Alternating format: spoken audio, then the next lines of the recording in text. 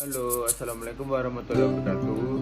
Nama saya Muhammad Rizky Putra Nasrullah dari kelas MB 4410 akan menjelaskan tentang ekonomi. Ekonomi secara sederhana, ilmu yang mempelajari bagaimana masyarakat mengelola sumber daya yang terbatas sedangkan keinginan yang tak terbatas. Kebutuhan manusia yang terbatas akan meliputi sumber daya menimbulkan kelangkaan. Kelangkaan itu meliputi 4, yaitu ada kuantitas, kualitas, tempat, dan waktu.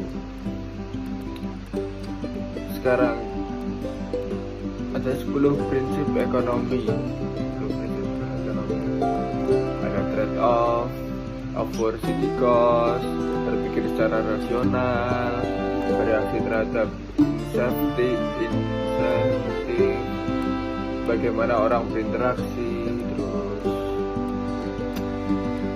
perdagangan bisa menguntungkan semua pihak, pasar tempat bagus dalam kegiatan ekonomi, pemerintah bisa meningkatkan produksi, bagaimana ekonomi bekerja secara keseluruhan. Sekarang standar hidup suatu negara tergantung barang dan jasa yang diproduksi, harga naik ketika pemerintah produksi banyak uang. 10. Masyarakat menghadapi trade-off jangka pendek antara inflasi dan pengangguran. Sebelum prinsip ekonomi, yang pertama ada trade-off. Trade-off itu membuat kita harus melakukan pertukaran barang. Trade-off adalah situasi seorang membuat keputusan dengan mengorbankan suatu aspek untuk peroleh aspek yang lebih berkualitas. Yang kedua ada opportunity cost. Biaya peluang adalah biaya yang harus kita korbankan untuk mendapatkan sesuatu. Yang ketiga ada berpikir secara rasional. Harus berpikir secara rasional antara keuntungan dan kerugian yang akan terjadi. Bereaksi terhadap insentif. Seorang akan bereaksi terhadap keuntungan tambahan jika dikerjakan. Dalam hal ini uang insentif, uang tambahan. Yang kelima ada perdagangan menguntungkan semua pihak. Mutualisme. Jika satu pihak unggul dalam produksinya, maka disebut keunggulan, lalu pihak lain lebih unggul daripada hal lain di mana berbeda dari hak satu. Berarti sama saja terjadi sebuah perdagangan.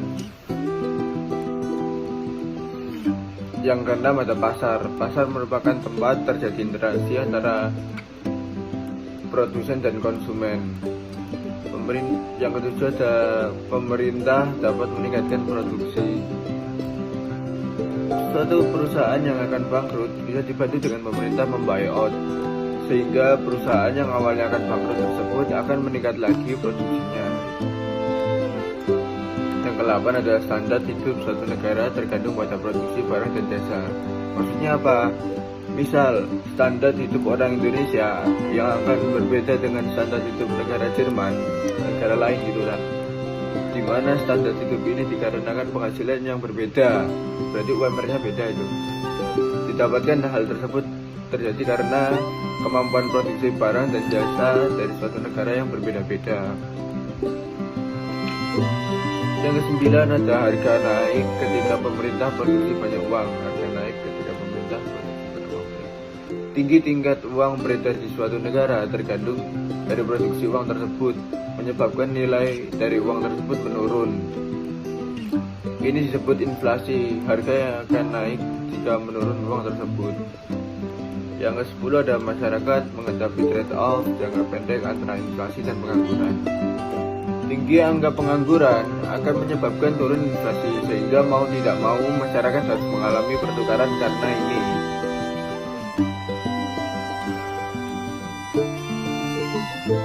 Isu di ekonomi ada 6, yaitu alokasi resource yang terbatas,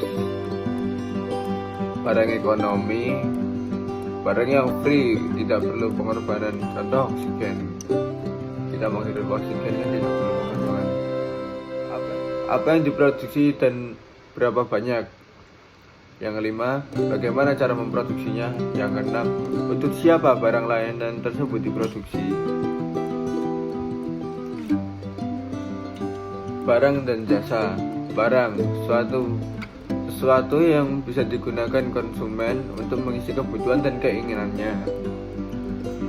Jasa, sesuatu yang tidak bisa dilihat, sentuh, dan rasakan, tetapi bisa memberikan benefit kepuasan pada konsumen. Barang yang berdurasi, barang yang diproduksi dari aktivitas ekonomi yang mana utilisasinya tergantung konsumen. Dua tipe barang berdurasi, contohnya barang tipe berdurasi contoh makanan segar, barang berdurasi contoh TV. Barang dan jasa. Barang utama, barang yang digunakan untuk produksi, contoh mesin dan gedung. Seperti siklus yang kemarin diajarin waktu di Zoom.